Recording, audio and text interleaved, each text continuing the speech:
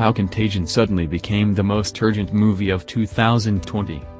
Steven Soderbergh's 2011 pandemic procedural has turned into the go-to movie for the coronavirus age. Here's why. It starts with a cough. You've heard the sound a million times before, in the same way you've seen people grip a subway pole, hand over a credit card, pass someone else their phone a million times before. Only this slightly hoarse, barking noise plays out over a black screen. It's currently the sole object of your focus, and vaguely ominous. Oh wait, no worries, it's coming from Gwyneth Paltrow. There she is, sitting in an airport, talking to someone on her cell. The voice on the other end belongs to director Steven Soderbergh, telling them that she's glad they connected before she heads home. Just an Oscar winner chatting about an illicit tryst while eating beer nuts from a bowl at the bar. All good. She does seem a tad pale and sweaty, however. So, for that matter, does that Ukrainian model in London, that Tokyo-based businessman, and the man on the train in Kowloon.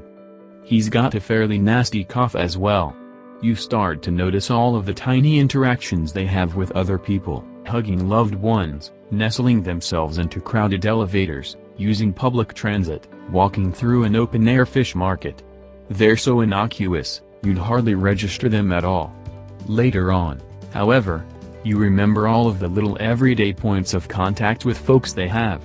You also recall the population numbers of the cities they are all in, stats which accompany those introductory scenes and number in the millions.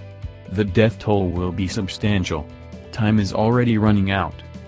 This is how Contagion starts, not with a bang but with a whimper, and the future Goop founder hacking up a lung.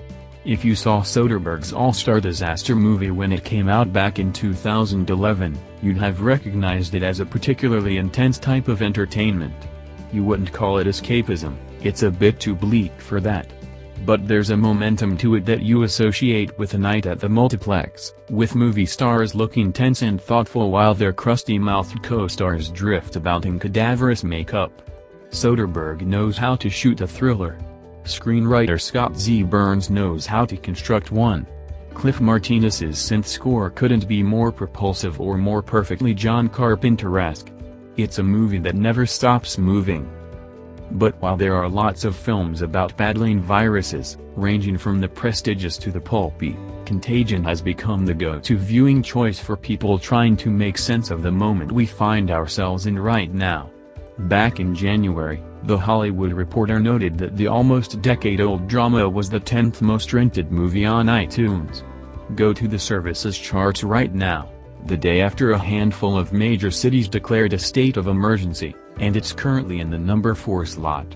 Should you open up the iTunes app on your laptop or your Apple TV, you'll notice it's listed as second in rentals, just behind Bombshell. Speaking to Slate a few days ago, Burns noted that whether on social media or in conversations with friends, people will say to me, "This is uncanny how similar it is."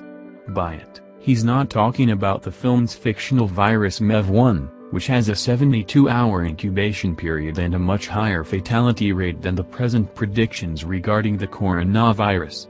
He's talking about the sense of watching things fall apart as everyday life grinds to a halt. Listen to experts talking about vomits and hand-washing techniques on TV, not the monitors framed in the film, but on real-life TV, and it's as if you have stepped through the looking glass. Contagion has, perhaps a little surprisingly, become the flashback film of the moment precisely because it's not an outrageous worst-case scenario but an eerily realistic one. When a notable actor dies very early on, said A-lister does not return from the dead, arms outstretched and craving the taste of brains.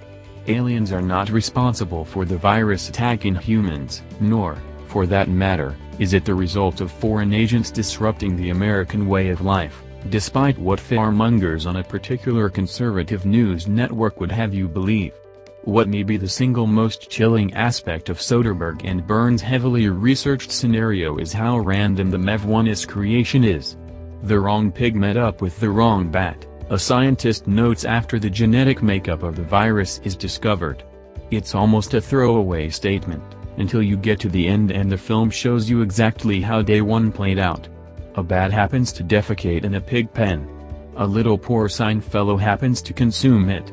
He's brought to a casino in Macau to be prepared for someone's dinner. The chef happens to shake the hand of a visiting businesswoman. She happens to blow on the dice of the businessman playing next to her at a craps table. All it takes is the right series of wrong moves. It's everything that happens after that narratively, before that scene chronologically, however, that has likely made Contagion the single most urgent movie of the moment, and thus the most reviewed.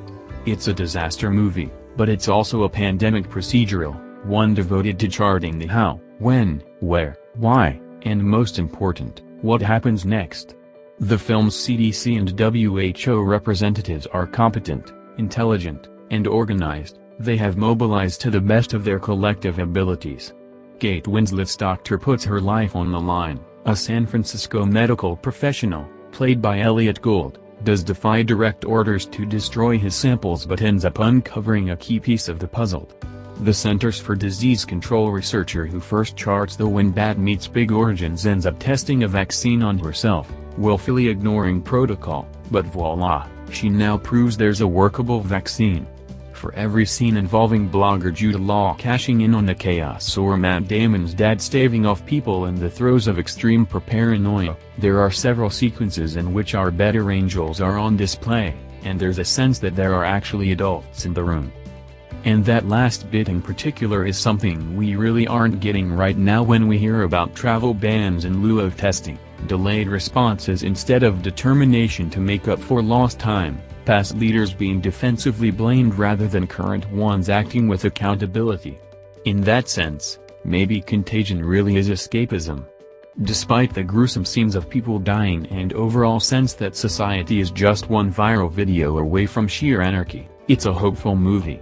Trust in scientists, and the innate decency in people, and we will prevail.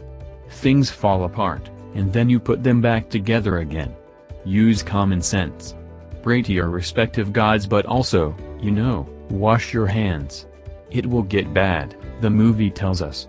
But it will also get better. People are probably flocking into this movie to see what may be in store for us in the next month or so. That last bit of optimism it offers us couldn't have come at a better time.